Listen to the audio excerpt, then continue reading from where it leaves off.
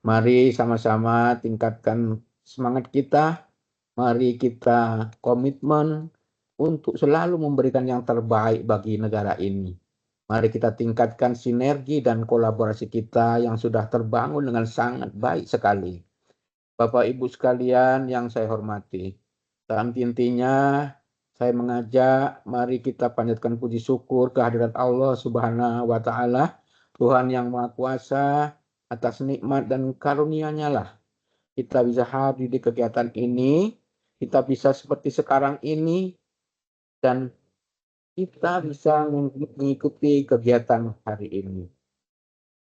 Kegiatan hari ini ada beberapa yang akan disampaikan. Yang pertama tentang press release kinerja APBN bulan Maret tahun 2025 di wilayah kerja KPPN Padang Sidempuan.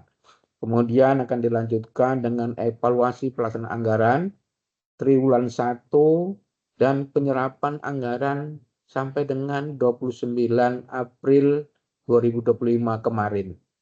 Kemudian Bapak Ibu sekalian, untuk menyegarkan kita, mengingatkan kembali, kami juga akan melakukan refreshment tentang penyelesaian retur SP2D yang nanti akan disampaikan oleh Pak Agus dari Seksi Bank. Kemudian dilanjutkan dengan sosialisasi, standarisasi kompetensi PPK dan PPSPM yang akan disampaikan oleh Ibu Elvia.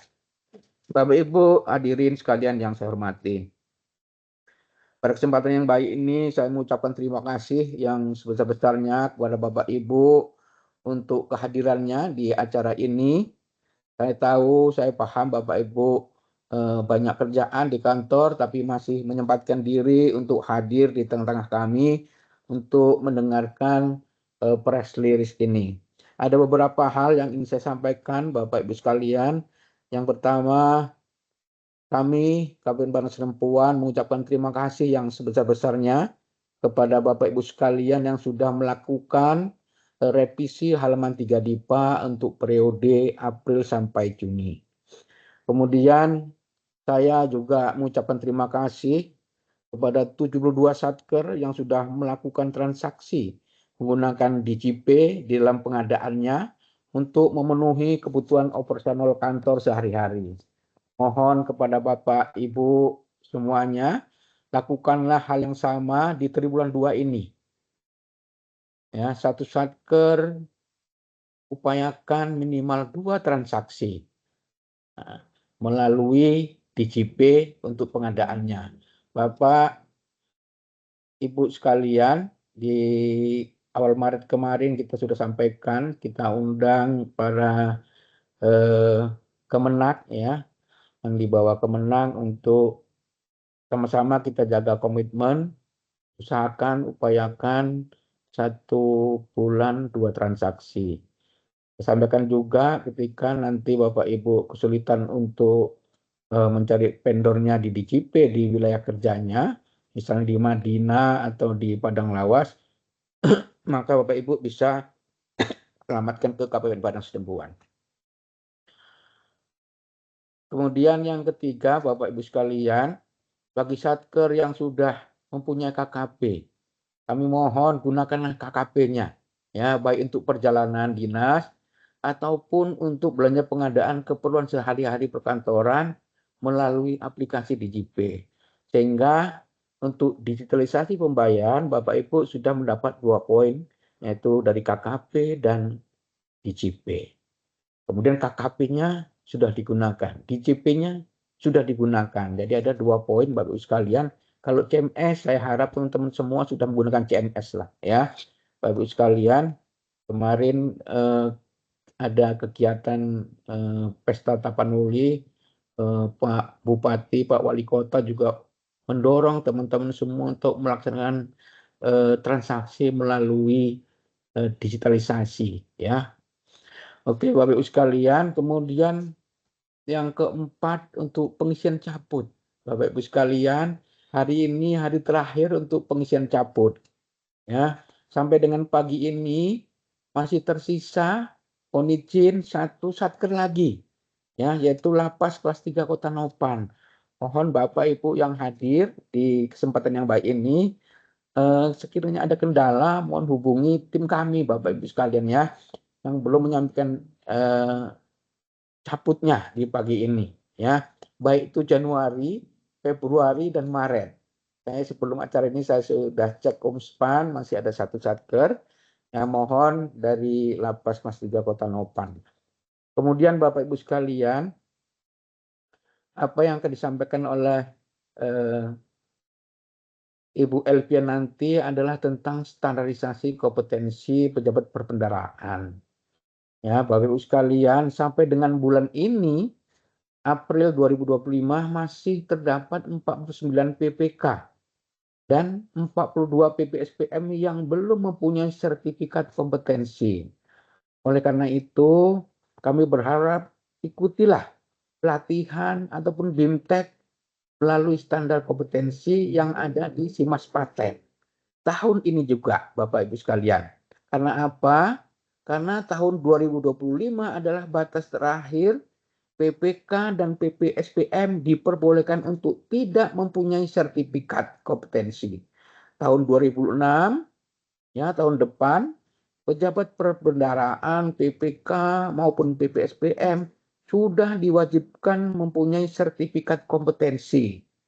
Ya, tentunya kalau di Satker Bapak Ibu sekalian tidak mempunyai sertifikat PPK dan PPSPM, Bapak Ibu akan mengalami kesulitan nantinya dalam hal penarikan dananya. Oleh karena itu, ikutilah tahun ini masih ada 3 triwulan lagi ya. Daftarkan, Bapak Ibu cek masing-masing PPK dan PPSPM-nya apakah sudah bersertifikasi atau belum. Ya, karena di tahun ini sedikit diberi kemudahan buat refreshment-nya ya Bapak Ibu sekalian. Nah, kemudian yang keenam Bapak Ibu sekalian, terkait dengan retur. Ya, nanti akan disampaikan oleh Pak Agus ya, Pak Agus Dayu. Saya ingatkan kembali ketika ada retur Bapak Ibu sekalian ya, SKTJM ya, surat keterangan tanggung jawab mutlaknya, gunakan materai, pakai materai Bapak Ibu sekalian ya. Kemudian surat-surat yang tanda tangan di bawahnya kasih tulisan pejabat pembuat komitmen kalau memang PPK atau pejabat pembuat SPM kalau memang PPSPM. Ya Bapak Ibu sekalian, karena yang berurusan dengan pencairan dana itu bukan kepala kantor tapi beliaunya kepala kantornya sebagai KPA. Ya kan? Mungkin subbaumnya sebagai PPK. Jadi sebutkan PPK-nya dan sebutkan PPSPM-nya. Ya, bukan sebagai subak umum atau sebagai kepala kantor itu bukan, tapi sebagai kuasa pengguna anggaran, sebagai pejabat pembuat komitmen dan sesuai pejabat pembuat SPM. Ya, sebutkan di situnya. Karena ini menjadi perhatian kita Bapak Ibu sekalian untuk perbaikan ke depannya. Ya, saya kira cukup sekian sambutan dari saya. Saya akan melanjutkan kepada press release APBN kinerja wilayah kerja Kabupaten Sedempuan sampai dengan Maret 2025. Kemudian saya lanjutkan dengan EPA ya sampai dengan 29 April. Bapak Ibu sekalian yang saya hormati, press release kinerja APBN wilayah kerja Kabupaten Sedempuan sampai dengan bulan Maret 2025. Okay, next. Ada 2 hal yang ingin saya sampaikan pada pagi ini. Seperti biasanya, seperti bulan-bulan sebelumnya, ini untuk transparansi, untuk pengetahuan Bapak Ibu sekalian. Yang pertama tentang press release dan yang kedua tentang evaluasi pelaksanaan anggaran ya sampai 29 April kemarin. Oke, next. Nah, Bapak Ibu sekalian, press release kinerja APBN sampai dengan Maret 2025. KPPN selalu saya sampaikan mempunyai 2 tugas umum ya. Yang pertama adalah KPPN sebagai kuasa bun di daerah. Ya, ini tercermin nanti dari realisasi atau penyerapan kementerian atau lembaga. Kemudian KPPN sebagai KPA penyalur TKD, ya, transfer ke daerah. Jadi dua hal ini yang akan saya sampaikan di press release ini. Oke, next. Yang pertama, kinerja. Ya. Nah, Bapak Ibu sekalian, sebelum masuk ke penyerapan, saya sampaikan data pengeluaran dan penerimaan sampai dengan bulan Maret 2025. Ya, ini data diambil dari aplikasi Umspan, MPN G3 dan SPAN per 31 Maret 2025. Kita lihat di sebelah kiri slide Bapak Ibu sekalian, ini adalah pengeluaran-pengeluaran yang melalui belanja kementerian lembaga. Tidak termasuk pengeluaran TKD ya Bapak Ibu sekalian. Kita lihat totalnya adalah sampai dengan bulan Maret ada 241,36 miliar. Ini baik data dari Umspan maupun realisasi dari SPAN ya. Nah, belanja pegawai ini tercatat realisasinya sudah 161,18 miliar ya. Kemudian belanja barangnya 63,51 miliar. Belanja modalnya baru 6,37 miliar dan bantuan sosial 10,28 miliar. Nah, kemudian Bapak sekalian, dari sisi penerimaan negara sampai dengan bulan Maret ya, Bapak Ibu sekalian, kita lihat penerimaan paling tinggi adalah penerimaan pajak Bapak Ibu sekalian ya. 91,47%. Sementara PNBP-nya baru 8,53%. Karena itu Bapak Ibu sekalian, hari kita bendahara ya mendorong untuk betul-betul menatausahakan penerimaan perpajakannya. Karena memang penerimaan negara ditopang oleh pajak yang jauh lebih besar ya. Kita lihat berdasarkan penerimaan ya sampai dengan bulan Maret di Umspan ya, penerimaan pajak 154,30 miliar. Kemudian penerimaan PNBP 14,38 miliar. Ya. Jadi ada selisih antara pengeluaran kementerian lembaga dengan penerimaan itu sekitar 73 miliar Bapak Ibu sekalian ya. Nah, lebih tinggi pengeluarannya daripada penerimaannya. Ya. Beda data antara Umspan dengan MPN G3 ini hanya karena posting datanya saja. Ya, kita lihat pajak di Umspan 154,30, di MPN G3 baru 84,32 miliar ya. Kemudian PNBP kalau di Umspannya 14,38 miliar, di MPN G3-nya baru 11,71 miliar. Ini hanya beda posting tanggalnya saja ya Bapak Ibu sekalian. Kayaknya saya ambil di data Umspan tadi. Oke, next. Nah, Bapak Ibu sekalian, realisasi belanja Kementerian Negara atau lembaga sampai dengan 31 Maret 2025. Bapak Ibu kita lihat ya diagram yang sebelah kiri layar. Yang warna biru itu pagu dan yang kuning realisasi. Ya. Nah, realisasi belanja pegawai ya, belanja pegawai terrealisasi 29,97% ya, atau 161,18 miliar dari total pagu 597,67 miliar. Kemudian untuk belanja barang terrealisasi 20,35 miliar.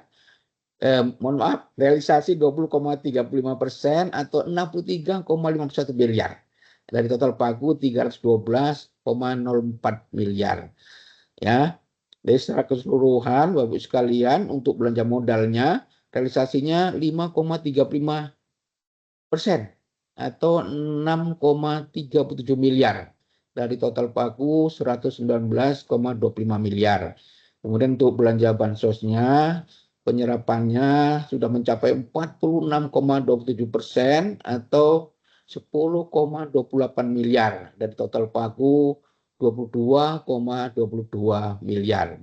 Secara keseluruhan realisasi sudah mencapai 241,36 miliar selama triwulan 1 dari total pagu 1,05 triliun atau sebesar 22,96%. Oke, next. Kemudian kita lihat belanja transfer ke daerah, ya. Nah, Bapak Ibu sekalian, belanja transfer ke daerah ini, Bapak Ibu sekalian, ada dua model atau dua mekanisme penyalurannya, ya. Untuk dak fisik dan dana desa ini hasil verifikasi dari KPPN, ya. Namun untuk dak non fisik, DAU, DID dan DBH, KPPN hanya menyalurkan berdasarkan rekomendasi. Ini yang perlu Bapak ketahui, ya. Nah, secara keseluruhan dana selama bulan Maret untuk TKD sudah disalurkan 19,04% atau 1,13 triliun, ya, dari total pagu 5,95 triliun. Secara rinci kita sampaikan untuk dak fisik sampai sekarang belum ada yang mengajukan dari pemerintah daerah. Ada 1 kota, 4 kabupaten, yaitu Kota Padang Sidempuan, Kabupaten Tapanuli Selatan, Kabupaten Mandailing Natal, Kabupaten Padang Lawas Utara, dan Kabupaten Palas, ya, pemdanya. Nah, ini sampai bulan Maret belum ada yang mengajukan untuk dak fisiknya, ya. Kemudian untuk dak non fisik, Bapak Ibu sekalian, ini sudah disalurkan sebesar 23,62% atau sebesar 224,55 miliar. Kemudian untuk DAU, Bapak Ibu sekalian, ini DAU kita salurkan ke Pemda, salah satunya untuk bayar gaji teman-teman kita, sahabat kita yang bekerja di pemerintah daerah, ya. Sudah disalurkan sebesar 24,48%. Kemudian untuk DID. Nah, DID Bapak Ibu sekalian, ini tercatat sampai dengan triwulan 1 belum ada yang disalurkan. Tapi di 30 April hari ini insya Allah ada yang disalurkan untuk dana insentif daerah. Ya, ini ke Pemda Tapanuli Selatan. SPDOD-nya tanggal hari ini insya Allah, ya. Kemudian untuk DBH. DBH sudah disalurkan 15,78%, ya, atau 78,39 miliar dari pagu 496,63 miliar. Kemudian untuk dana desa, Bapak Ibu sekalian, semua Pemda sudah mengajukan, ya, mengajukan dokumennya untuk disalurkan ke desa-desa. Cuman hanya ada satu Pemda, ya, yang belum mengajukan sampai saat ini, satu desa pun, ya. Nah, sudah disalurkan oleh KPPN sebesar 3,83%, ya, atau 38,28 miliar dari total pagu sebesar 1 triliun lebih, ya, sedikit. Oke, Bapak Ibu sekalian, jadi secara keseluruhan saya sampaikan kembali sudah disalurkan untuk dana TKD 19,04% atau 1,13 triliun, ya. Nah, kemudian dari total pagu 5,95 triliun. Oke, next. Bapak Ibu sekalian, mari kita evaluasi pelaksanaan anggaran atau EPA kita, ya, sampai dengan 29 April tentunya kita evaluasi, ya, Bapak Ibu sekalian, seperti apa sih gambarannya kinerja kita supaya Bapak Ibu juga tahu dan bisa bertindak harus bagaimana, apa yang harus dilakukan kira-kira gitu, ya. Oke, next. Nah, Bapak Ibu sekalian, kita lihat di slide Bapak, di layar Bapak yang sebelah kiri. Ya, yang atas itu kita bandingkan tahun 2024 dengan tahun 2025. Ya, ini target yang warna biru, ini target triwulan 2 sampai bulan Juni, ya Bapak Ibu sekalian, ya. Sampai bulan Juni targetnya 45,00%, sama di tahun ini juga 45,00%, ya. Nah, sampai dengan April ya. Kalau saya lihat Untuk topinya tahun ya. 2024, untuk tahun 2024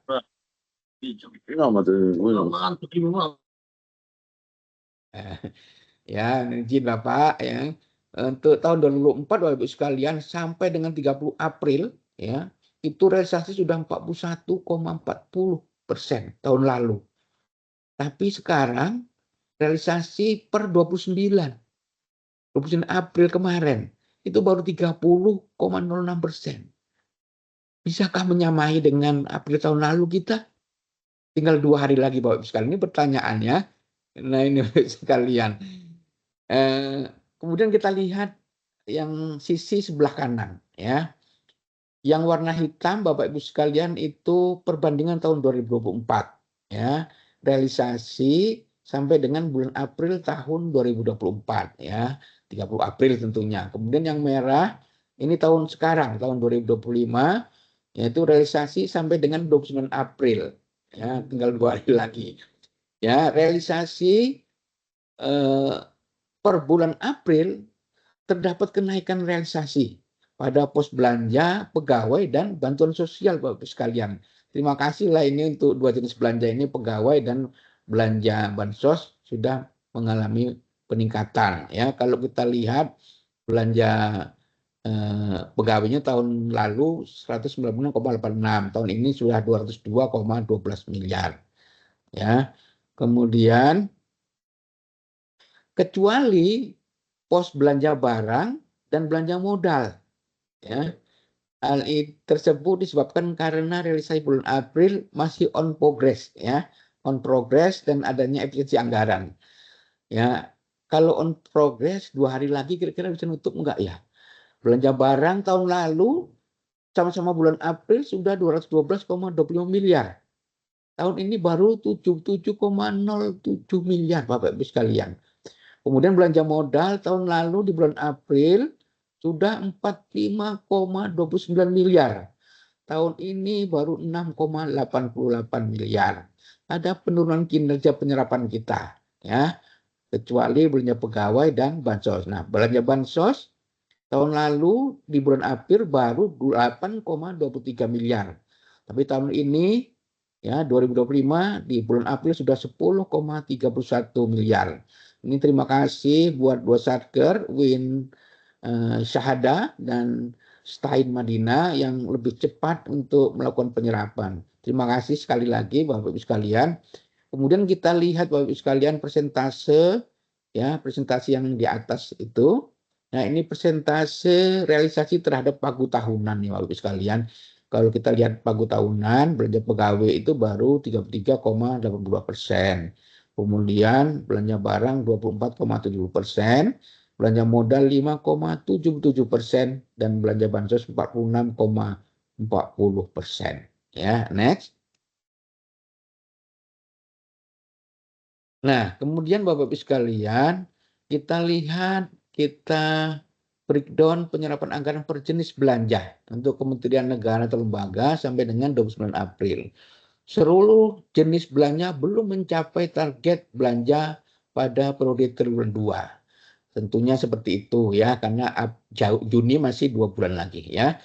Nah, belanja pegawai sudah realisasi sebesar 202,12 miliar atau 85% dari total target triwulan 2 ya, yaitu 238,84 miliar. Ya. Kemudian belanja barang Bapak Ibu sekalian sudah terrealisasi sebesar 77,07 miliar atau 63,00% dari target triwulan 2 yaitu sebesar 122,95 miliar. Bapak Ibu bisa lihat di tabel itu ya, di tabel antara pagu target ya, nominal target dengan realisasi Bapak Ibu sekalian ya, yang ada panah-panahnya Bapak Ibu bisa lihat langsung di tabel, ini dikutip langsung dari Omspan. Kemudian untuk belanja modal sudah realisasi sebesar 6,88 miliar atau 31,00% dari total target triwulan 2 yaitu 22,19 miliar. Dan belanja bansos sudah realisasi sebesar 10,31 miliar atau 93,00% dari total target triwulan 2 11,11 miliar. Ya, jadi untuk realisasi ya belanja pegawai dari target, untuk belanja pegawainya 83%, kemudian untuk 52-nya atau belanja barang realisasinya dari target 63%, kemudian untuk belanja modal realisasinya dari target baru 31,00%, dan belanja sosial mohon maaf sudah 93% ya dari total target, sedikit lagi. Oke, next. Nah, kemudian Bapak Ibu sekalian, kita tahu semua, kami juga sudah bersurat ke Satker bahwa nilai IKPA KPPN, nilai IKPA Satker dilakukan relaksasi, ya, diberikan relaksasi nilai 100. Ya, jadi alhamdulillah ini triwulan 1 semua Satker nilai 100, ya. Tapi jangan lupa Bapak Ibu sekalian, data di Omspan kelihatan mana yang sudah 100, mana yang enggak. Meskipun secara perhitungan dihitung 100 ya. Kita lihat, kita bandingkan yang sebelah kiri tahun 2003 ya. Di tahun 2023 triwulan 1 nilai IKPA kita 92,45. Tahun 2024 97,16. Dan tahun ini dikasih relaksasi 100 ya. Nah, kita lihat detail data Omspan ini. Data Omspan tetap enggak 100 Bapak Ibu sekalian ya. Nanti Bapak Ibu bisa lihat di data Omspan enggak 100 ya. Nah, kita lihat detail IKPA Satker sempurna triwulan 1 ya. Nah, lihat kategori nilai IKPA-nya yang di sebelah kanan ya Bapak Ibu sekalian ya. Yang nomor 1 ya, IKPA sempurna. Ini ada 80 Satker Bapak Ibu sekalian. Ya. Nanti lihat data Omspan, sangat baiknya ada 7 Satker. Baiknya ada 15 Satker. Ya. Kemudian yang cukup 8 Satker. Yang kurang Bapak Ibu sekalian tahun lalu seperti itu nggak ada, ini tinggal ada 5 Satker. Nah, ini mohon perhatian Bapak Ibu sekalian. Bapak Ibu bisa lihat sendiri untuk nilai IKPA yang di bawah 70 itu nilainya ada 5 Satker ya. Kalau bisa, kalau sempat Bapak Ibu mohon diperbaikilah hari ini ya, supaya tidak masuk di kategori kurang ataupun cukup kalau bisa ya. Ini nomor 4 dan nomor 5 ya. Nah, kalau nilai IKPA Bapak Ibu sekalian 70 sampai 89 itu masih kategori cukup. Kalau di bawah 70 kategori kurang ya. Mohon perhatiannya untuk 8 Satker nilai cukup dan 5 Satker nilai kurang ya. Kemudian kita lihat Bapak Ibu sekalian, kalau saya perhatikan tadi pagi-pagi saya buka Omspan, semua nilai ini terpaut dengan caputnya Bapak Ibu sekalian ya. Nah, ini yang perlu diperbaiki sebenarnya untuk yang 8 Satker dan 5 Satker ya. Syukur-syukur yang 15 Satker juga mau memperbaiki. Ya, 15 Satker yang baik ya. Nah, yang pertama Bapak Ibu sekalian, untuk caput yang nilainya sudah sempurna 25, ada 80 Satker ya, sesuai nilai IKPA sempurna tadi. Artinya ketika caputnya diperbaiki Bapak Ibu sekalian, maka nilainya akan sempurna. Ya, ini kesempatan buat Bapak Ibu yang belum pernah menyentuh nilai sempurna, upayakan hari ini. Ya, triwulan depan sudah kita ikuti Omspan lagi, nggak ada relaksasi lagi. Ya, ini kesempatan Bapak Ibu untuk menyentuh nilai sempurna. Kemudian di nilai baik Bapak Ibu sekalian ada 10 Satker. Ya, itu yang nilainya 20 sampai 25. Ya, ada 10 Satker. Kemudian untuk nilai cukup Bapak Ibu sekalian, kategori cukup ada 25 Satker ya. Yaitu nilainya di bawah 20. Satu yang tadi saya sampaikan pada saat sambutan yang belum masuk ya. Masuk datanya yaitu lapas ya. eh, Lapas kelas 3 Kota Nopan. Mohon Bapak Ibu sekalian perhatiannya, masih ada waktu berapa jam inilah sampai jam 12 malam ya. Oke, next. Terima kasih untuk perhatiannya Bapak Ibu sekalian. Nah, kemudian tren nilai IKPA Satker sempurna ya. Kita lihat trennya Bapak Ibu sekalian dari 2023, 2024 dan 2025 ya. Ini sumber datanya dari Umspan tetap sama ya buat 31 Maret. Nah, IKPA sempurna pada triwulan 1 pada tahun 2023 sampai dengan 2025 terus mengalami kenaikan ya. Yang pertama tahun 2021 Satker, kemudian tahun 2024 47 Satker, tahun ini 80 Satker Bapak Ibu sekalian, hampir 2 kali lipat ya. Kemudian untuk yang IKPA sangat baik pada triwulan 1 tahun 2023 sampai dengan 2024 mengalami kenaikan juga ya. Akan tetapi pada triwulan 1 tahun 2025 ini mengalami penurunan ya, tercatat menjadi 7 Satker ya. Kita lihat Bapak Ibu sekalian ini warna biru ya, sangat baik ya. Warna biru tua ya, biru tua. 28 Satker ada di 2023. 2024 kinerja sangat baiknya naik jadi 50, hampir 2 kali lipat.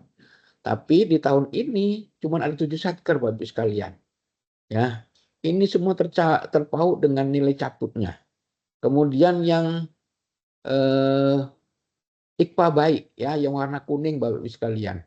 Ya. Pada triwulan 1 tahun 2023 sampai dengan 2024 itu sempat mengalami kenaikan. Namun di triwulan 1 2025 mengalami kenaikan kembali sehingga menjadi 15 Satker ya. Yang warna kuning tahun 2023 ada 54 Satker. Ya, tahun 2024 menurun menjadi 13 Satker. Dimungkinkan penurunan ini kadang ada Satker yang pindah ke sangat baik nilainya, semakin bagus ya. Nah, itu Bapak sekalian. Tapi dimungkinkan juga ada sedikit Satker yang turun ke IKPA baik ya. Nah, kemudian untuk IKPA cukup yang warna orange ya Bapak Ibu sekalian. Triwulan 1 tahun 2023 ya sampai dengan 2025 selalu mengalami penurunan ya. Ini bagus. Di mana pada triwulan 1 ada 8 Satker. 8 Satker ya. Oke ya, kita urut aja tahun 2023 ada 33 Satker. Ya. Tahun 2024 ada 15 Satker. Ya. Artinya mengalami penurunan. Penurunan ini bisa jadi nilai cukup menjadi baik atau sangat baik berubahnya. Ya. Nah, kemudian tahun ini Bapak Ibu sekalian ada 8 Satker pula Bapak Ibu sekalian. Ya. Nah, ini Bapak Ibu sekalian mohon ya caputnya diperbaiki. Kemudian untuk yang nilai IKPA kurang yang di bawah nilai 70 ya. Tahun 2023 sempat 0 Bapak Ibu sekalian. Nggak ada Satker yang kurang. Nilainya bagus semua. Ya. Cukup, baik, dan sangat baik dan sempurna. Tapi tahun ini ada 5 Satker. Yang warna merah Bapak Ibu sekalian ya. Tahun 2004 ada 1, tahun ini 5 Satker. Ya. Nah, ini teman-teman semua, Bapak Ibu sekalian yang saya hormati, mohon perhatiannya karena masih ada waktu hari ini terakhir kalau tidak salah ya, tanggal 30. Segeralah hubungi PIC kami untuk membantu jika sekiranya ada kendala. Bapak Ibu para KPA tinggal memerintahkan ya bawahannya siapa biasanya menginput ini. Segerakanlah.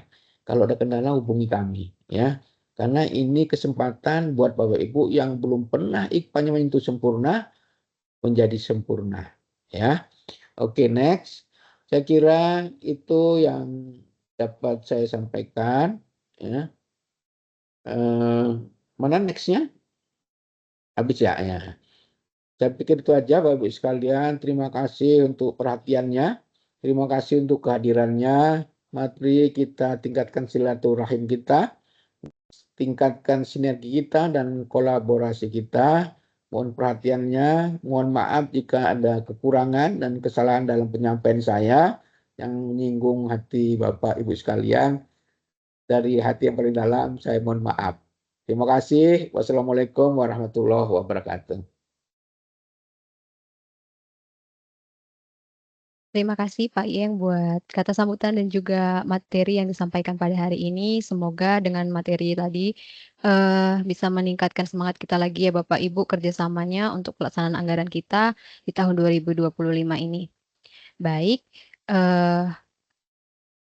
oke, baik Bapak Ibu, materi yang pertama sudah selesai, pertama dan kedua sudah selesai. Kita lanjut ke materi yang ketiga, yaitu terkait dengan refreshment penyelesaian retur SP2D yang akan disampaikan oleh Bang Agus.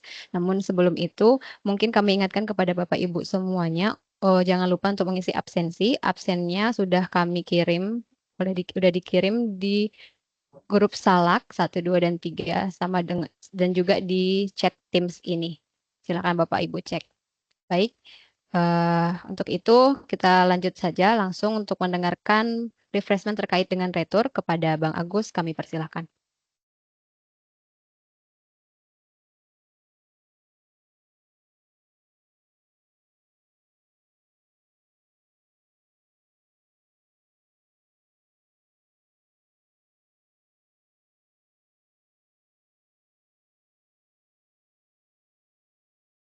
Baik, Bapak Ibu, apakah sudah terlihat materinya? Terlihat Bang, sudah Bang. Oke, Terlihat. terima kasih.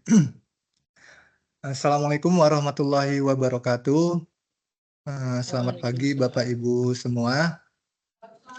Yang terhormat Kepala KPPN Padang Sidempuan, pimpinan kami Bapak Iyeng. Yang terhormat Bapak Ibu kuasa pengguna anggaran, pejabat pembuat komitmen atau PPSPM pada Satuan Kerja Lingkup KPPN Padang Sidempuan. Alhamdulillahirrabbilalamin, segala puji bagi Allah yang telah memberikan kita begitu banyak nikmat sehingga kita bisa hadir ya, Bapak Ibu bisa menghadiri undangan Teams dari KPPN Padang Sidempuan. Semoga kiranya apa yang kami sampaikan pada hari ini dapat bermanfaat bagi kita semua. Mohon izin Bapak Ibu, ini sebenarnya adalah materi refreshment ya, mengingatkan kembali kepada Bapak Ibu.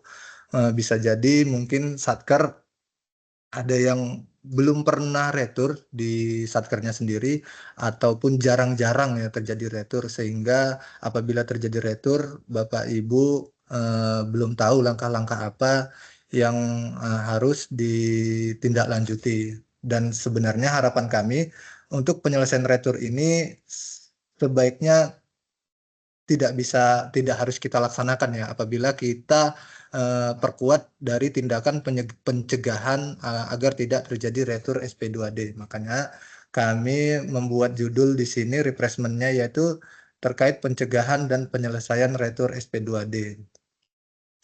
Selanjutnya sebagai pengantar, Bapak Ibu, kami ingatkan kembali efek dari retur SP2D. Nah, ini adalah siklus pengelolaan kas negara. Pengelolaan kas negara itu mengandung prinsip optimal, efektif, dan efisien. Nah, apa saja? Yaitu melakukan pembayaran pada waktu yang tepat.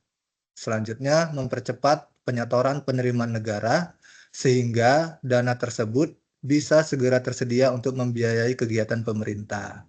Dan selanjutnya tujuannya meminimalkan jumlah dana menganggur dan melakukan investasi jangka pendek. Selanjutnya menentukan pembiayaan yang paling ekonomis dan efisien untuk membiayai berbagai kegiatan pemerintah. Yang terakhir menentukan jumlah dana optimal yang diperlukan untuk menjamin kemampuan mendanai seluruh kegiatan pemerintah. Nah, apabila terjadi retur di Satker, Bapak Ibu, maka apa efeknya begitu ya? Nah, efeknya adalah ini Bapak Ibu, semakin besar nilai nominal retur SP2D yang mengendap di RR. Nah, RR ini adalah rekening retur ya, rekening retur yang disediakan oleh pemerintah. Apabila dana tersebut tidak masuk ke rekening penerima, maka dana tersebut tidak balik lagi atau tidak kembali ke rekening kas umum negara, tapi masuknya ke RR ini, ke rekening retur, dan akan menambah idle cash, artinya menambah dana yang menganggur ya, sehingga semakin banyak frekuensi terjadinya retur SP2D, maka akan berdampak pula semakin tingginya pembayaran yang tidak tepat waktu. Sehingga bila terjadi retur ini perlu dilakukan upaya langkah mitigasi untuk retur SP2D baik dari sisi pengembangan sistem mitigasi maupun sisi edukasi. Nah, sistem mitigasi mungkin Bapak Ibu pernah ingat di Sakti itu sudah ada menu validasi rekening. Nah, itu sebenarnya adalah salah satu perbaikan atau pengembangan sistem di Kementerian Keuangan sendiri untuk memitigasi agar tidak terjadi retur SP2D. Maupun sisi edukasi salah satunya yaitu dengan melakukan kegiatan refreshment yang dilakukan oleh KPPN. Selanjutnya perlu dikaji pula terkait kebijakan penyelesaian retur SP2D untuk meminimalisir waktu tunggu penyaluran dana. Nah, memang harapannya ini apabila sudah terlanjur terjadi retur di Satker, harapan kita untuk segera diselesaikan retur tersebut agar tidak semakin lama dan semakin menumpuk idle cash, karena akan merugikan pertama dari pihak penerima, akan lambat menerima yang seharusnya uang tersebut bisa digunakan, dan dari sisi negara pun dana tersebut jatuhnya menjadi dana menganggur yang tidak bisa dilakukan untuk kegiatan pemerintah lainnya ataupun investasi jangka pendek. Nah, ini juga untuk merefresh kembali sekilas saja terkait penyaluran dana belanja APBN yang sama-sama kita tahu belanja pemerintah dilakukan dengan mekanisme LS dan UP. Dalam proses pencairannya itu melibatkan sirkulasi kas pemerintah mulai dari RKUN. Dari RKUN itu tidak langsung ke rekening penerima Bapak Ibu. Misalkan rekening penerimanya ini di Bank BRI, maka dari RKUN akan masuk ke RPK Bunpe Span BRI. RPK Bunpe ini adalah rekening pengeluaran kuasa bun pusat Span di BRI misalnya. Baru setelah itu ditransfer ke rekening penerima dengan metode mekanisme transfer, overbooking, SKN atau RTGS. Selanjutnya, retur SP2D yaitu penolakan atau pengembalian atas pemindah bukuan dan atau transfer pencairan APBN dari bank penerima kepada bank pengirim. Berikut beberapa alasan retur yang sering terjadi. Yang pertama, kesalahan nomor rekening, kesalahan nama bank, kesalahan nama rekening penerima, dan yang terakhir ini rekening tidak aktif atau sudah tutup. Nah, poin yang terakhir ini kami highlight begitu ya, karena memang tahun-tahun belakangan juga dari tahun 2024 itu sampai dengan sekarang alasan retur yang paling banyak terjadi itu dengan status ini Bapak Ibu, rekening tidak aktif atau sudah tutup. Misalnya rekening pegawai ya, rekening pegawai itu pegawainya melakukan penutupan rekening gitu. Misalnya dia mengganti ke bank yang lain ya, tapi tanpa melakukan pemberitahuan terlebih dahulu ke bagian pengelola keuangan di Satker masing-masing Bapak Ibu, atau rekening tidak aktif atau rekening pasif. Misalnya Satker melakukan pembayaran kepada penyedia, yang penyedia ini mungkin dalam kurun waktu 6 bulan tidak ada transaksi ya, misalkan karena sepi job atau apapun lainnya. Jadi rekening tersebut tidak ada transaksi, sehingga dalam sistem perbankan itu ada yang menerapkan bila 6 bulan tidak melakukan transaksi, maka otomatis rekening tersebut diubah statusnya menjadi pasif secara sistem otomatis atau istilahnya dorman. Nah, itu pun dianggap seperti rekening tidak aktif karena tidak bisa melakukan transaksi, baik itu transaksi keluar ataupun transaksi masuk. Dan ini perlu jadi perhatian kepada kita semua, terkhusus dari pengelola keuangan di Satker. Karena misalnya nih, ada tiba-tiba penyedia yang datang, mungkin kita sudah pernah bertransaksi dengan beliau, kita tetap lakukan prinsip kehati-hatian. Jangan sampai rekening yang memang sudah biasa digunakan pun tetap harus kita lakukan pengecekan terlebih dahulu rekeningnya. Jangan sekedar kita terima langsung kita ajukan. Nah, ternyata si penyedianya pun lupa menyampaikan informasi. Dia masih menyampaikan nomor rekening yang lama ke kita. Nah, ini adalah alur pembayaran kembali retur SP2D apabila terjadi retur. Yang pertama, kita akan mendapatkan informasi retur SP2D dari OMSPAN, begitu ya Bapak Ibu. Nah, setelah informasi itu muncul, KPPN, kami di sini melakukan surat pemberitahuan retur kepada Satker dengan diberi tenggat waktu paling lambat 3 hari kerja. Namun pada faktanya di kami itu biasanya kami maksimal 1 hari kerja sejak retur itu muncul di OMSPAN ya. Jadi kalau Bapak Ibu sekarang memperhatikan untuk Satker yang pernah terjadi retur bisa diperhatikan di Spanex ya kalau sekarang ya. Di Spanex itu ada tanggal SP2D, ada tanggal retur, dan ada tanggal interface. Nah, sekarang itu yang menjadi patokan penyelesaian retur itu sejak tanggal interface, karena memang butuh waktu dari sistem perbankan untuk masuk kembali ke SPAN apabila terjadi retur. Nah, setelah Satker menerima surat pemberitahuan dari KPPN, KPA Satker melakukan perbaikan data supplier dan atau data kontrak dengan menyampaikan surat ralat, perbaikan rekening dengan lampiran SPTJM, ADK supplier, ADK perubahan data kontrak. Dalam hal ini ada alertnya ya, ada peringatan juga untuk kita. Dalam hal KPA tidak menyampaikan surat lalat sampai dengan hari kerja terakhir minggu ke-3 bulan berikutnya, maka KPPN agar melakukan penyetoran dana retur SP2D ke kas negara. Nah, apabila tidak diproses, jadi dana yang menganggur di rekening retur itu kami kembalikan lagi ke kas negara, Bapak Ibu. Nah, ini kondisi terburuk lah kita bilang ya, jangan sampai ini terjadi juga di Satker di lingkup KPPN Padang Sidempuan.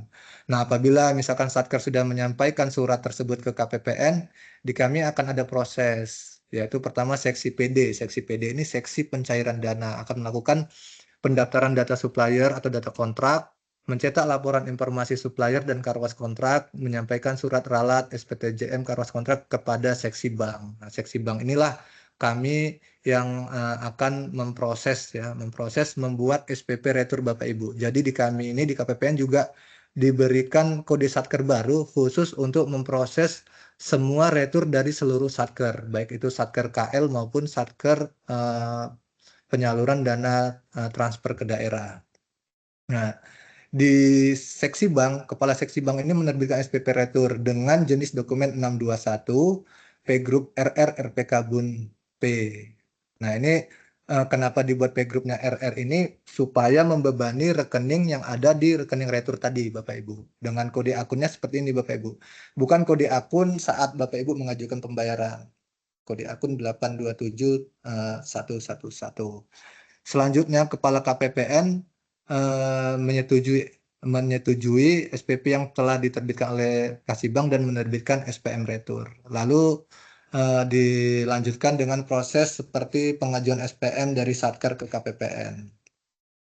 Nah, berikut kami sampaikan data retur yang ada pada KPPN Padang Sidempuan untuk periode Januari sampai dengan April di tahun 2023, 2024, 2025.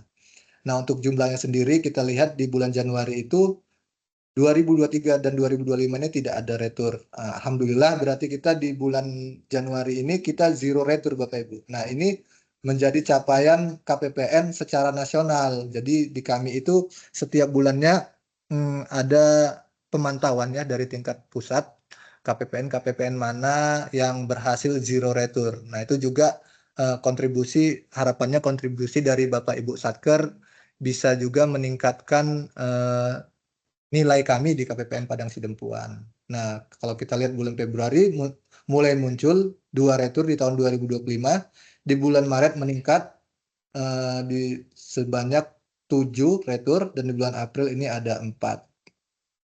Nah, kalau kita lihat secara jumlah total per tahunnya ya, di tahun 2023 itu memang terjadi penurunan ya dari 2023 ke 2024 secara jumlah retur dari 82 turun menjadi 55. Namun yang perlu kita perhatikan nilai retur ini Bapak Ibu. Nilai returnya ternyata meningkat 1,2 miliar ya.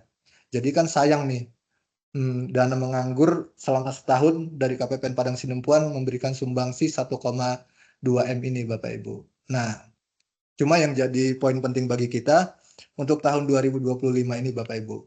Jumlah retur sampai dengan April sudah menyentuh angka 13 dokumen retur dengan nilai retur 215 juta ya. Dengan mayoritas kesalahannya itu dengan alasan rekening tidak aktif atau sudah tutup. Nah, ini sebenarnya alasan ini yang bisa kita antisipasi tadi Bapak Ibu dengan melakukan tindakan-tindakan pencegahan untuk mengecek rekening tersebut masih aktif atau tidak sebelum Bapak Ibu mengajukan SPM ke KPPN Padang Sidempuan. Oke, selanjutnya ini mohon izin kami tampilkan data Satker yang retur di tahun 2025 ini. Ada 9 Satker yang terkhusus Satker penyalur dana transfer khusus ini dari kami KPPN ini dikecualikan dari penghitungan waktu penyelesaian retur karena ini biasanya sangat rentan ya untuk terjadinya retur. Biasanya ini penyaluran tunjangan profesi guru ASN daerah, penyaluran dana BOS, BOP PAUD dan BOP kesetaraan sehingga ini dikecualikan dari target waktu penyelesaian 8 hari kerja. Nah, kita ulas sedikit ya. Ini misalkan Satker MTSN 4 Mandailing Natal, jumlah retur 1. Kalau kita lihat datanya, retur ini merupakan retur yang terjadi dari SP2D GUP kalau kita nggak salah.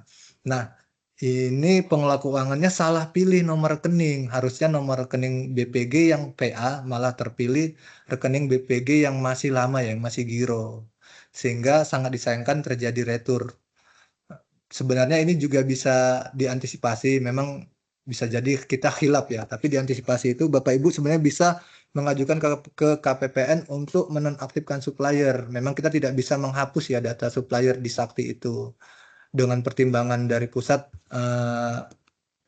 mungkin di pusat lebih paham ya kalau itu kenapa tidak bisa Satker seenaknya menghapus rekening.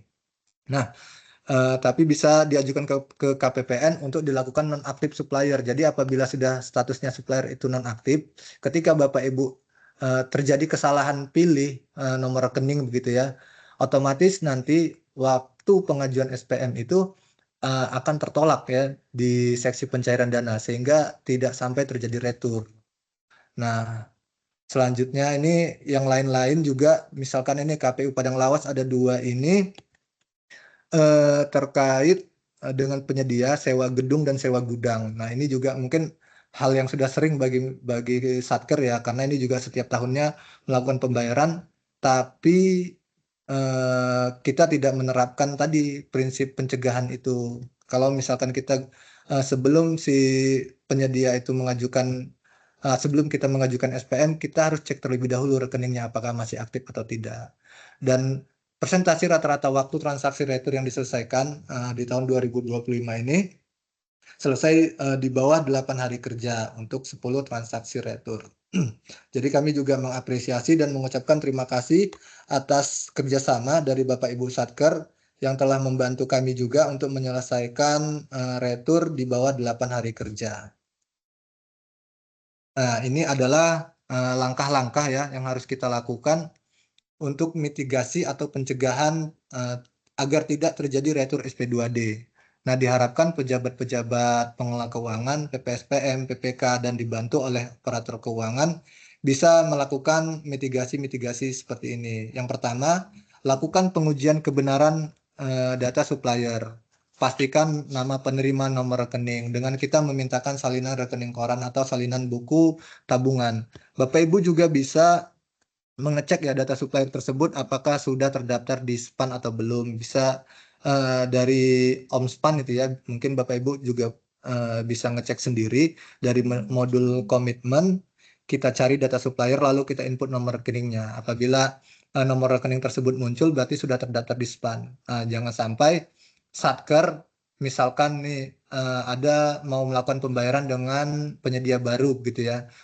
Jadi Satker mengajukan bersamaan antara SPM dan pendaftaran supplier. Nah, otomatis itu tidak akan bisa karena memang harus diproses terlebih dahulu supplier tersebut, Bapak Ibu. Nah, langkah selanjutnya yaitu lakukan pengujian rekening penerima yang berstatus aktif dengan meminta surat keterangan aktif dari pihak bank. Yang terakhir, ini sebenarnya yang paling penting, lakukan pengujian melalui internet banking. Apakah nomor rekening tersebut sudah benar dan statusnya aktif. Nah, ini sebenarnya yang paling wajib kita laksanakan begitu ya Bapak Ibu. Karena ketika nomor rekening tersebut sudah tidak aktif, otomatis tidak akan muncul dan jangan sampai kita uji coba aja, jangan kita transfer ya. Kalaupun khawatir tertransfer, buat aja lah nilainya Rp5 begitu ya. Nah, setidaknya tujuan kita itu untuk memunculkan nama rekening tersebut. Nah, apabila terjadi retur pada Satker, apa yang harus dilakukan?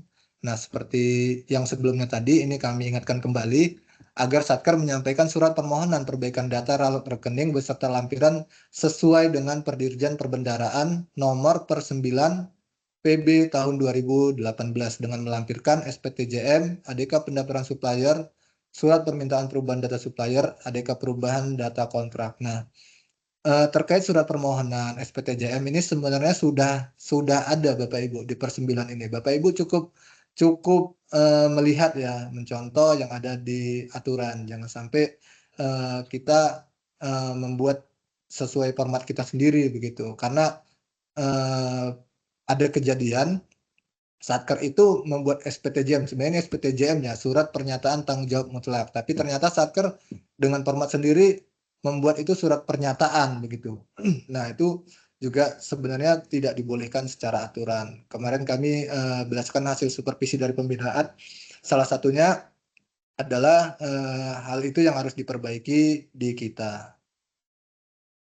Nah, berikut kami sampaikan format surat sesuai dengan per 9 tahun 2018. Ini adalah surat permohonan ralat perbaikannya dan ini adalah lampirannya. Ditandatangani atas nama kuasa pengguna anggaran atau KPA, di bawahnya PPSPM. Ingat ya Bapak Ibu, ini KPA atau PPSPM, jangan PPK. Nah, ini juga SPTJM yang tadi Bapak Ibu mungkin sudah mendengarkan dari penyampaian Bapak pimpinan kami, Bapak Yeng. Jangan lupa untuk dibubuhi materai 6.000. Oh, sudah tidak update nih, materai 6.000. Kita ganti materai yang lebih mahal, materai 10.000. Jadi Bapak Ibu jangan lupa untuk mengisi nama NIP jabatan. Jabatannya ini jangan jabatan tadi diingatkan kembali, jangan jabatan kepala kantor, kepala seksi ini. Nah, jabatan sebagai pengelola keuangan, apakah itu kuasa pengguna anggaran, apakah itu PPSPM. Nah, ini sangat penting bagi kami Bapak Ibu SPTJM ini. Karena ini adalah dasar kami untuk melakukan pembayaran kembali kepada rekening penerima. Nah, terakhir, hal yang harus diperhatikan, penyampaian dokumen perbaikan agar segera diajukan, sehingga SP2D pengganti terbit tidak melebihi batas waktu 8 hari kerja. Nah, mungkin Bapak Ibu yang pernah terjadi retur, selama ini sering berkoordinasi ya dengan Bu Fitri ya. Bahkan kami kalau misalkan sudah mendekati batas akhir 8 hari kerja ini, kami lebih intens menghubunginya gitu. Jadi mohon maaf karena ini tujuannya untuk kebaikan bersama gitu ya. Kita juga supaya cepat diterima oleh si penerima, di kita juga bisa selesai dengan tepat waktu, di kas negara juga pengelolaannya bisa lebih baik gitu ya. Nah, selanjutnya pejabat yang menandatangani dokumen yaitu KPA atau PPSPM, bukan PPK. Nah, ini juga poin penting yang harus kita ingat. Selanjutnya SPTJM wajib dibubuhi materi 10.000. Udah naik harga ya Bapak Ibu ya, dari 6.000 ke 10.000 sekarang.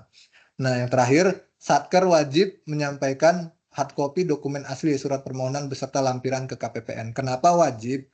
Karena salah satu lampiran dari surat permohonan ralat itu ada ini Bapak Ibu, ada SPTJM. Nah, kita kan belum menggunakan e-materai ya gitu ya. Jadi masih materai yang asli gitu, yang dia dokumen hard copy begitu ya. Jadi kami di KPPN masih wajib menerima, walaupun kita nanti bisa bantu proses ketika Bapak Ibu menyampaikan melalui email dengan tujuan kita biar sama-sama bisa selesai di bawah 8 hari kerja, kami proses Bapak Ibu. Selama dokumennya sudah benar dan lengkap kami proses. Tapi jangan lupa mohon kerjasama Bapak Ibu Satker semuanya untuk menyampaikan dokumen hard copy-nya Bapak Ibu. Karena ini juga salah satu pembinaan dari Kanwil kemarin, di kami belum menemukan dokumen hard copy-nya. Jadi untuk Bapak Ibu satker-satker yang tadi pernah terjadi retur di tahun 2025, mohon izin nanti akan segera kami hubungi untuk menyampaikan kembali dokumen hard copy asli terkait surat permohonan pembayaran kembali retur. Mungkin itu saja yang bisa kami sampaikan, semoga bermanfaat bagi Bapak Ibu semua dan juga bermanfaat bagi kami di KPPN Padang Sidempuan. Terima kasih atas perhatian Bapak Ibu semuanya, mohon maaf apabila terdapat kekurangan, saya ucapkan terima kasih. Assalamualaikum warahmatullahi wabarakatuh. Saya kembalikan ke MC. Baik, terima kasih Bang Agus buat penyampaian materi terkait dengan refreshment retur ini. Semoga dapat nih ya lebih aware untuk Bapak Ibu sekalian di satuan kerja kami untuk lebih aware dengan retur ini karena ini cukup pengurang nilai di kami ya Bapak Ibu. Mohon kerjasamanya. Masih ada waktu sebenarnya, mungkin kita bukakan saja sesi tanya jawab untuk materi yang pertama ini. Silakan Bapak Ibu kalau ada pertanyaan, raise hand atau langsung open mic aja.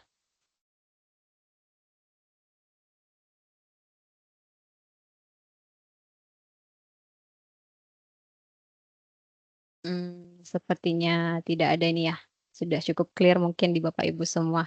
Baik, nggak apa-apa. Kalau begitu, kita lanjut saja,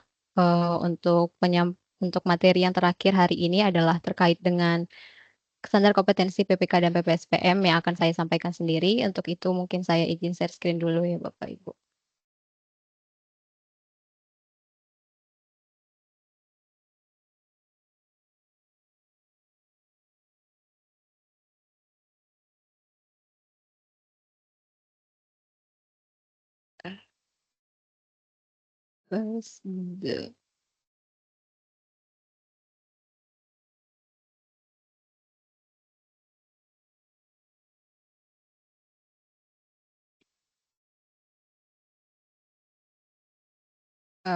Sudah kelihatan ya?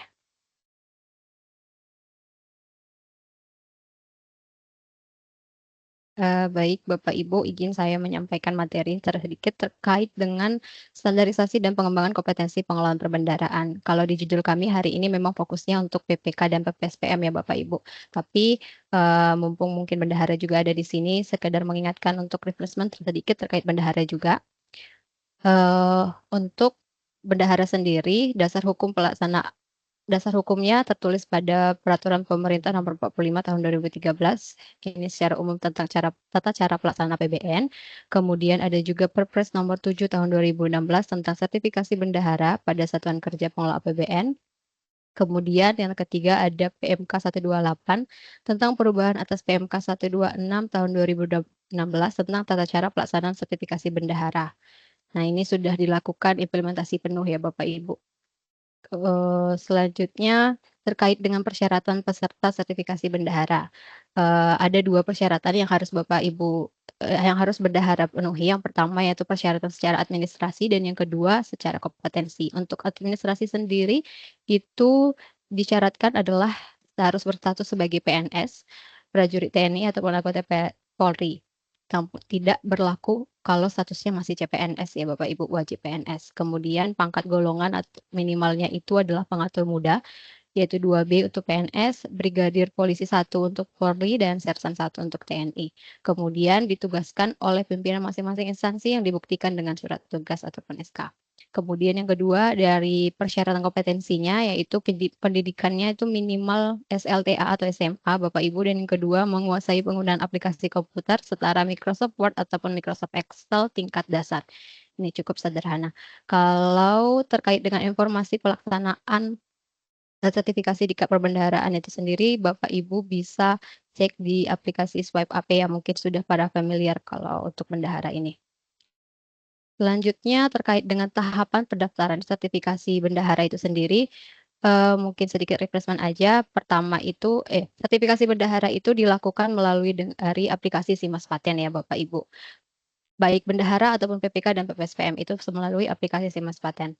Tata caranya sendiri itu dimulai dari calon pesertanya mengajukan permohonan, kemudian nanti habis itu masuk ke admin Satker untuk dilakukan verifikasi. Setelah dari admin Satker lanjut ke admin KPPN untuk kami verifikasi data yang sudah diupload tadi oleh peserta. Kemudian kalau sudah oke akan kami lanjutkan ke DSP. DSP akan mengecek data itu lagi. Kalau sudah sesuai semuanya akan diusulkan untuk mengikuti pelatihan. Kalau misalnya belum sesuai nanti dikembalikan lagi pasti habis setelah pelatihan admin DSP kemudian akan melanjutkan ke BPPK. BPPK lah yang akan menyelenggarakan kegiatan untuk sertifikasi ataupun diklatnya itu. BPPK akan melakukan pemanggilan peserta, biasanya itu diinventarisasi ke WA group sebelum pelaksanaan diklat. Itu.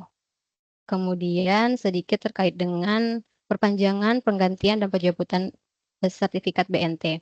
Untuk perpanjangan sendiri, kita ketahui yang pertama itu masa berlaku sertifikat bendahara itu kan 5 tahun, dan itu dapat diperpanjang. Untuk perpanjangannya sendiri itu wajib disampaikan paling lambat 45 hari kalender sebelum masa berlaku sertifikat bendaharanya berakhir. Jadi, kalau nggak mau ujian ulang untuk mendapatkan sertifikat lagi, diingatkan kepada Bapak Ibu untuk lebih baik melakukan perpanjangan, mengusulkan perpanjangan sebelum batas waktunya. Nah, untuk perpanjangan itu sendiri ada 3 sebenarnya metode yang dikembangkan oleh DSP. Yang pertama itu otomatis perpanjang itu diberikan jika kepada bendahara yang saat ini sedang menjabat bendahara, masih menjabat dan telah mengikuti PPL paling sedikit 1 dalam 2 tahun terakhir itu akan langsung otomatis perpanjang tanpa ikut ujian. Yang kedua, itu metode ujian tanpa diklat bendahara. Jadi itu diberikan jika masih menjabat sebagai bendahara tapi nggak memiliki sertifikat PPL atau tidak mengikuti PPL selama itu, maka dia akan diikutkan ujian dulu untuk mendapat perpanjangan sertifikatnya tanpa diklat. Atau ini juga diberikan untuk tidak menjabat sebagai bendahara saat ini, namun mengikuti PPL paling sedikit 1 dalam 2 tahun terakhir. Kemudian yang ketiga, ujian didahului diklat bendahara itu jika dia tidak menjabat sebagai bendahara dan tidak mengikuti PPL.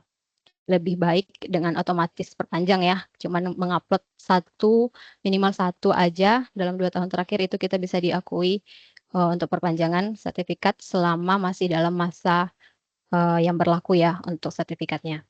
Kemudian untuk penggantiannya sendiri, itu dalam hal sertifikat bendahara itu mengalami kerusakan ataupun hilang, itu sebenarnya dapat dicetak sertifikat bendahara pengganti berdasarkan usulan Kepala Satker kepada Ditjen Perbendaharaan melalui unit penyelenggara atau DSP. Namun dalam hal ini sebenarnya dari aplikasi Simas Paten sendiri Bapak Ibu bisa lakukan download sertifikat ya tanpa harus pengajuan, sudah difasilitasi dari aplikasi. Kemudian untuk pencabutan, yang itu pencabutan sertifikat bendahara itu bisa dilakukan apabila bendahara 1 melanggar kode etik bendahara, 2 dijatuhi hukuman disiplin pegawai tingkat sedang atau berat, 3 dijatuhi hukum pengadilan yang berkekuatan hukum tetap, dan 4 terbukti memperoleh sertifikat dengan cara yang tidak sah. Begitu.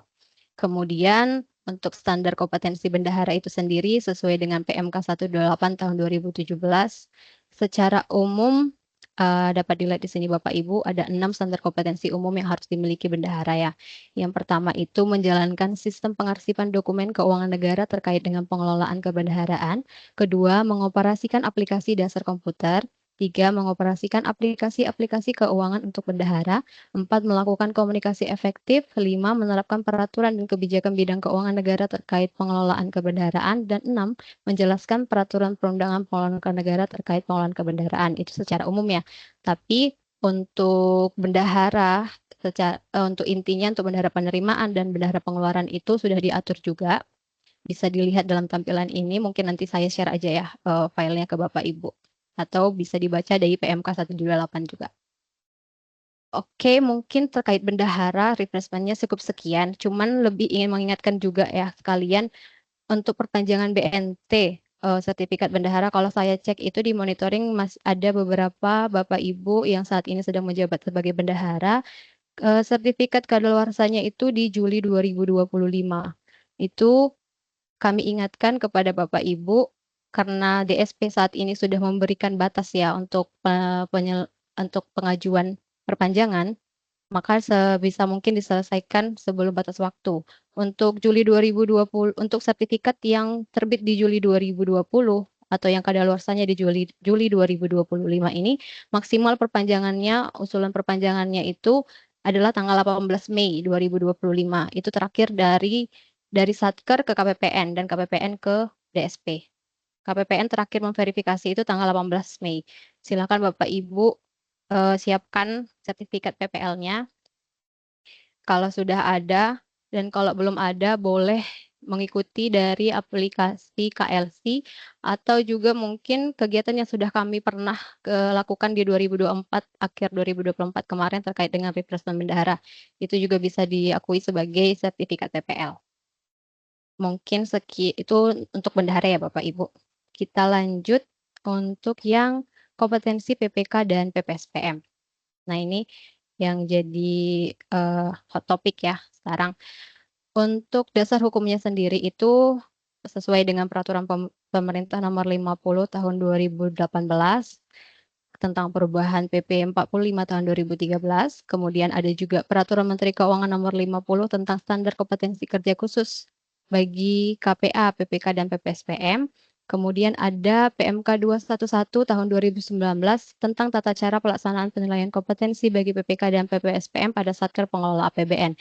Inilah PMK yang kita gunakan untuk penerbitan sertifikat ya Bapak Ibu, sertifikat PPK dan PPSPM. Nah, tujuannya sendiri itu yang pertama adalah untuk menentukan kelayakan dan memberikan pengakuan atas kompetensi pengelolaan perbendaharaan. Yang kedua, untuk meningkatkan dan menjamin pemeliharaan mutu kompetensi pengelolaan perbendaharaan. Ketiga, meningkatkan profesionalisme pengelolaan perbendaharaan dalam pengelolaan keuangan negara. Dan yang keempat, untuk mendukung tercapainya peningkatan kualitas pengelolaan keuangan negara. Terus untuk secara tujuan. Nah, ini ditampilkan standar kompetensi PPK dan PPSPM berdasarkan PMK nomor 50 tahun 2018. Di sini bisa dilihat ada 11 kompetensi, yang sebelah kiri ini adalah 11 unit kompetensi untuk PPK dan yang di sebelah kanan adalah standar kompetensi untuk PPSPM. Yang biru ini adalah PPK sebagai di tahap perencanaan dan yang kuning di tahap pelaksanaan. Mungkin secara detailnya nanti boleh Bapak Ibu baca sendiri kali ya di PMK 50 tahun 2018. Selanjutnya adalah PMK 211 2019. Nah, di sini itu ditampilkan pertama mungkin menjelaskan terkait dengan substansi ya di PMK 211 ini. Dari substansi yang pertama yaitu di ruang lingkup. Di PMK inilah ruang lingkupnya dijelaskan mengenai PPK dan PPSPM pada satuan kerja KL, tapi tidak termasuk dengan PPSPM yang BA-Bun ya. Kemudian substansi kedua, skema penilaian kompetensi. Skema penilaian kompetensi ini ada dibagi dua, yaitu sebagai dalam implementasi penuh dan masa peralihan. Oh iya, PMK 211 2019 ini kan terbit di tahun 2019 ya Bapak Ibu. Nah, di situ disebutkan bahwa 6 tahun sejak PMK ini berlaku, maka akan ada implementasi penuh untuk terkait dengan sertifikasi PPK dan PPSPM. Nah, di skema penilaian yang implementasi penuh ini akan terlaksana di 2026, 1 Januari 2026. Di mana untuk mendapatkan sertifikasi PPK dan PPSPM itu disebutkan di sini adalah harus mengikuti uji kompetensi PPK untuk PPK atau pengakuan sertifikasi profesi pengadaan barang dan jasa. Untuk PPSPM sendiri mengikuti yang namanya uji kompetensi untuk PPSPM. Itu dalam implementasi penuh tahun 2026. Nah, selama masa peralihan dari 2019 sampai 2025, skema penilaian kompetensi itu lebih beragam. Yang pertama itu ada yang namanya penilaian kompetensi PPK, dilihat dari pengakuan sertifikat pelatihan PPK bagi PPK ataupun calon PPK, sertifikat pelatihan. Kemudian ada sertifikat pelatihan profesi PBJ dan PPK. Terus ada pengakuan dari SK jabatan, itu juga bisa dipakai. Terus ada uji kompetensi dengan penyegaran refreshment, uji kompetensi PPK bagi PPK, dan pengakuan sertifikat profesi bagi calon PPK. Ini disebut dengan metode konversi ya biasanya kita sebut Bapak Ibu. Demikian juga dengan PPSPM, yaitu dengan pengakuan sertifikat pelatihan PPSPM bagi PPSPM dan calon PPSPM, SK jabatan strukturalnya, uji kompetensi dengan refreshment, serta uji kompetensi PPSPM-nya. Substansi yang selanjutnya itu adalah persyaratan penilaian kompetensi. Persyaratan penilaian kompetensi bagi PPK PPSPM dalam PMK tersebut dijelaskan bahwa itu diberikan kepada pegawai ASN, prajurit Tentara Nasional Indonesia ataupun anggota kepolisian. Kemudian pendidikan paling rendah diploma 3 atau sederajat. Terus golongan paling rendahnya adalah 3A atau sederajat dan telah mengikuti pelatihan PPK atau pelatihan PPSPM serta telah mengikuti pelatihan penyelesaian tagihan bagi PPK yang memiliki sertifikat profesi PBJ. Selanjutnya, untuk penyelenggara pelatihan itu sendiri ada 3, yaitu BPPK, kemudian yang kedua Kementerian Negara atau lembaga yang bekerja sama dengan BPPK, dan yang ketiga lembaga diklat KL yang terintegrasi oleh BPPK. Artinya tetap harus sama dengan BPPK kerjasamanya begitu ya. Terus yang selanjutnya ada penyelenggara penilaian kompetensi. Di sini adalah Dirjen Perbendaharaan yang bekerja sama dengan Sistem Perbendaharaan selaku unit penyelenggara penilaian kompetensi. Unit pelaksananya sendiri itu ya adalah BPPK, DJPB, KL, dan instansi lain yang mendapat penetapan dari unit penyelenggara. Substansi selanjutnya yaitu terkait dengan sertifikat kompetensi.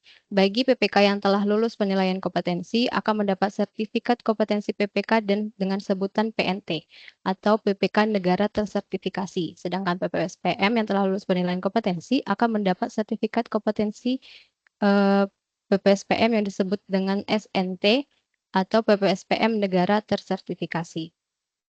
Sertifikat kompetensi, masa berlaku sertifikat kompetensi yang didapatkan oleh PPK dan PPSPM ini berlaku selama 5 tahun, sama seperti bendahara, sertifikat bendahara ya. Kemudian, sertifikat kompetensi dapat diperpanjang dengan mengikuti PPL atau pendidikan profesional berkelanjutan minimal 1 kali dalam masa 5 tahun. Masih lebih ringan syaratnya dibandingkan bendahara ya. Kalau bendahara tadi kan minimal 1 dalam 2 tahun. Kalau PPK ternyata dikasih cuman minimal 1 aja dalam masa 5 tahun. Nah, terakhir substansinya yang terakhir itu yang paling jadi poinnya itu adalah ketentuan peralihan yang dimana dalam PMK itu disebut bahwa dalam jangka 6 tahun terhitung sejak peraturan ini mulai berlaku, maka penilaian kompetensi PPK dan PPSPM itu tidak lagi ada melalui pengakuan sertifikat diklat begitu, tidak cukup melalui itu aja, harus ada ikut kompetensi. Begitu kalau di tahun 2026. Nah, ini mungkin bisa kita lihat di sini Bapak Ibu. Penilaian kompetensi PPK dan PPSPM.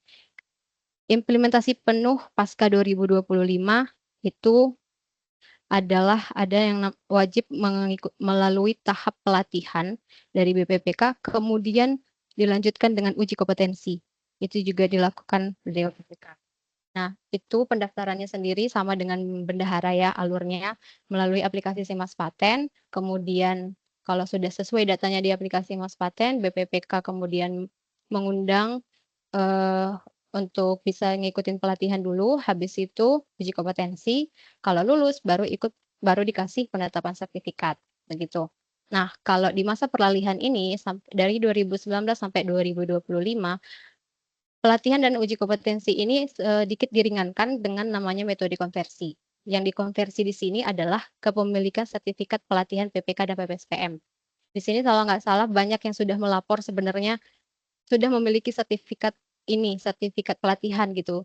Cuman belum dilakukan konversi melalui aplikasi Simas Paten. Jadi sebenarnya selama tidak ada nomor registernya yang keluar dari Simas Paten itu belum diakui sebagai sertifikat PPK atau PPSPM Bapak Ibu.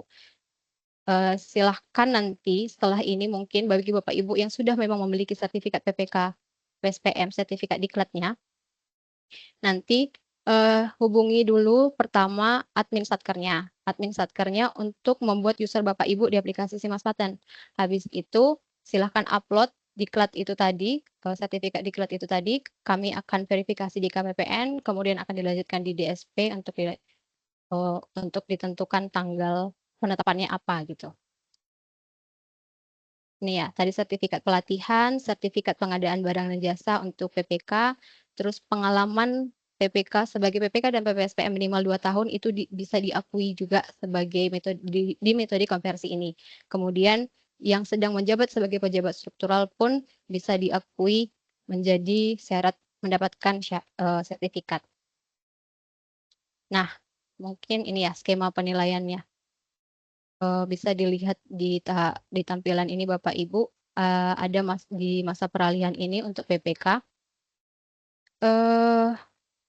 Untuk PPK sebelah kiri dan untuk calon PPK di sebelah kanan. Mungkin menjelaskan sedikit yang lebih singkat untuk calon PPK dulu ya. Kalau calon PPK itu, yang paling pertama nanti yang dicek oleh pusat itu adalah apakah sudah bersertifikat pelatihan PPK yang diakui. Itu yang tadi apakah, sudah ngikutin diklat PPK dari yang diselenggarakan oleh BPPK. Kalau memang sudah, maka berdasarkan sertifikat itu akan langsung dikonversi oleh DSP, kemudian jadi sertifikat. Nah, kalau memang enggak, nanti ditanya lagi, udah punya PBJ atau belum, punya sertifikat PBJ atau belum. Kalau punya, nanti paling cuma ngikutin pelatihan penyelesaian tagihan aja, kemudian dilakukan konversi. Kalau tidak punya sertifikat PBJ juga, maka wajib dikembalikan harus mengikuti pelatihan PPK, diklat PPK, baru konversi, baru sertifikatnya terbit. Itu untuk calon PPK ya di masa peralihan ini. Nah, kalau untuk PPK sendiri, itu cukup rumit ya kalau lihat dari sini itu. Pertama nanti mungkin akan ditanyakan juga, itu sertifikat pelatihan PPK sudah punya atau enggak. Kalau punya sertifikat PPK, maka itu bisa langsung diakui sebagai konversi untuk mendapatkan sertifikat PPK-nya. Kalau tidak punya sertifikat PPK, akan ditanyakan lagi, tapi punya sertifikat PBJ nih misalnya, tidak punya sertifikat di PPK tapi punya sertifikat PBJ, ditanya setelah itu apakah menjabat struktural. Kalau dia menjabat struktural, nanti langsung konversi lagi. Kalau misalnya tidak sedang menjabat, tapi sudah memiliki pengalaman selama PPSPM misalnya ada 2 tahun, maka itu bisa diakui untuk dikonversi. Tapi kalau nggak punya, akan dialihkan untuk mengikuti refreshment dulu baru konversi. Nah, kalau refreshment ini penyelenggaranya itu adalah KPPN ataupun Kanwil setempat, Bapak Ibu. Dan biasanya di sini itu kita itu penyelenggaraannya itu per triwulanan ya, per triwulanan. Ada waktunya, nggak selalu ada begitu. Itu kalau yang punya sertifikat ya, PBJ. Kalau misalnya ternyata dia itu tidak punya sertifikat PPK, tidak punya sertifikat PPK, tidak punya sertifikat PBJ, tapi saat ini menjabat struktural di kantor, maka itu bisa mendapatkan langsung sertifikat dengan duluan terlebih dahulu mengikuti refreshment lagi. Refreshment ini juga sama, itu penyelenggaranya adalah KPPN ataupun Kanwil. Kalau misalnya tidak punya sertifikat diklat, tidak punya sertifikat PBJ, tidak menjabat struktural, maka itu tapi menjabat struktural ya tadi mengikuti refreshment kemudian konversi. Tapi kalau tidak menjabat struktural, terus tidak memiliki pengalaman 2 tahun, maka itu mengikuti refreshment uji kompetensi PPK dengan penyegaran dulu, baru bisa sertifikat PPK. Kalau refreshment dengan uji kompetensi PPK dengan penyegaran ini, dia ngikutin refreshment dulu, refreshment yang diselenggarakan oleh KPPN ataupun Kanwil, kemudian habis itu ngikutin uji kompetensi lagi. Kalau lulus, baru sertifikatnya terbit. Kalau nggak lulus, maka itu bisa dilakukan pengulangan 2 kali uji kompetensi. Kalau misalnya dalam 2 kali pengulangan itu tidak lulus juga, maka tidak itu akan ditolak pengajuannya. Diminta diganti biasanya. Selanjutnya yang terakhir mungkin metodenya, kalau dia tidak punya diklat sertifikat, tidak punya sertifikat PBJ, tidak menjabat struktural, tapi pengalamannya sudah ada selama 2 tahun sebagai pengelola keuangan di kantor, nanti itu bisa mendapatkan sertifikat dengan mengikuti uji kompetensi PPK dulu baru sertifikat, begitu. Pokoknya pada intinya setiap uji kompetensi yang dilalui oleh PPK ataupun calon PPK itu nanti cuman dikasih waktu pengulangan itu 2 kali. Kalau misalnya dalam 2 kali itu nggak lulus juga berarti tidak direkomendasikan, begitu. Sama halnya dengan PPSPM. PPSPM itu yang ditanya itu nanti cuman, kepemilikan, sertifikat diklat PPSPM ya. Kalau sudah punya, maka itu bisa langsung dikonversi. Kalau tidak punya, tapi dia menjabat struktural, maka itu mendapatkan sertifikatnya dengan refreshment dulu, konversi refreshment-nya baru disertifikat. Kalau dia tidak menjabat struktural, tapi memiliki pengalaman 2 tahun, dia uji kompetensi dulu, baru sertifikat. Kalau dia penjabat struktural, tapi pengalamannya tidak ada 2 tahun, maka dia refreshment dulu, habis refreshment baru, ujian, kalau lulus baru baru dapat sertifikat, begitu. Sama halnya dengan PPSPM yang dikonversi itu hanya diklat PPSPM-nya aja. Itu adalah metode selama masa peralihan ini Bapak Ibu.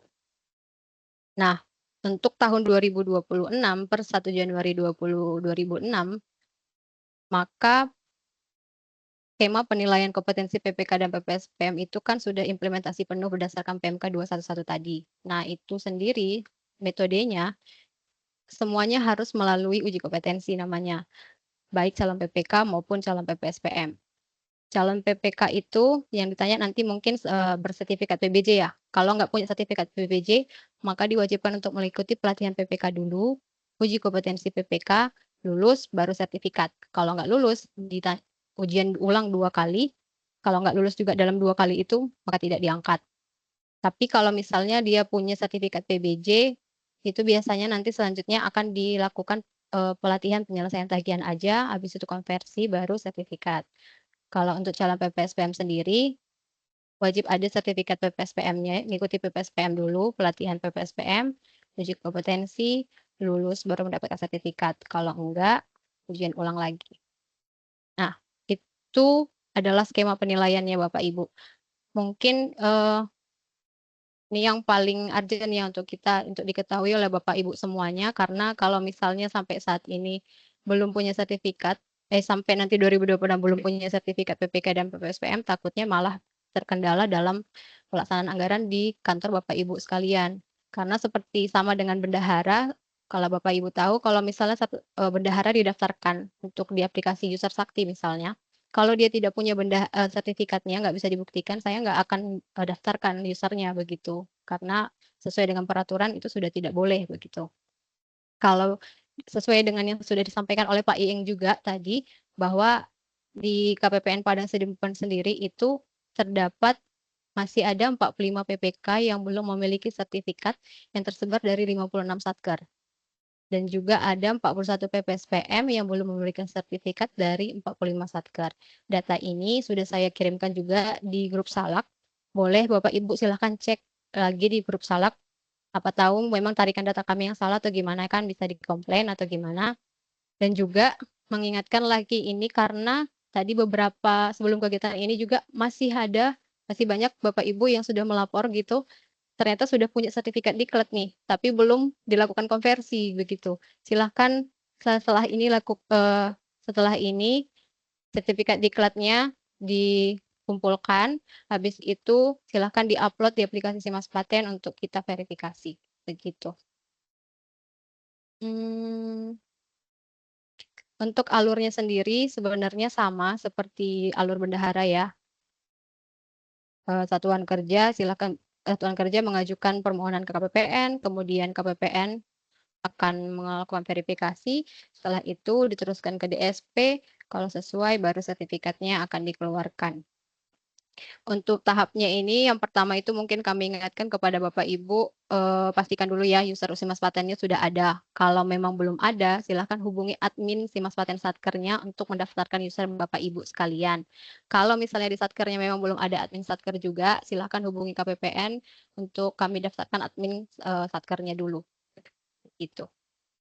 Mungkin sekian untuk pemaparan terkait dengan sertifikasi PPK dan PPSPM ini Bapak Ibu.